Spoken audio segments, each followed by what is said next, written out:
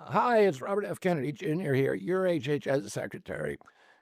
At HHS, we have a division called the Biomedical Advanced Research and Development Authority, or BARDA.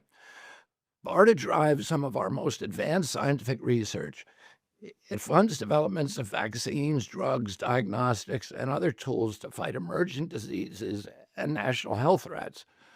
Over the past few weeks, BARDA reviewed 22 mRNA vaccine development investments and began canceling them. Let me explain why. Most of these shots are for flu or COVID, but as the pandemic showed us, mRNA vaccines don't perform well against viruses that infect the upper respiratory tract. Here's the problem: mRNA only codes for a small part of the viral proteins, usually a single antigen. One mutation, and the vaccine becomes ineffective. This dynamic drives a phenomena called antigenic shift, meaning that the vaccine paradoxically encourages new mutations and can actually prolong pandemics as the virus constantly mutates to escape the protective effects of the vaccine. Millions of people, maybe even you or someone you know, caught the Omicron variant despite being vaccinated.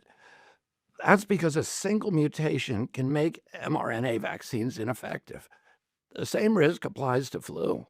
After reviewing the science and consulting top experts at NIH and FDA, HHS has determined that mRNA technology poses more risks than benefits for these respiratory viruses. That's why, after extensive review, BARDA has begun the process of terminating these 22 contracts totaling just under $500 million. To replace the troubled mRNA programs, we're prioritizing the development of safer, broader vaccine strategies, like whole virus vaccines and novel platforms that don't collapse when viruses mutate. Let me be absolutely clear: HHS supports safe, effective vaccines for every American who wants them. That's why we're moving beyond the limitations of mRNA for respiratory viruses and investing in better solutions. Thank you. Produced by the U.S. Department of Health and Human Services.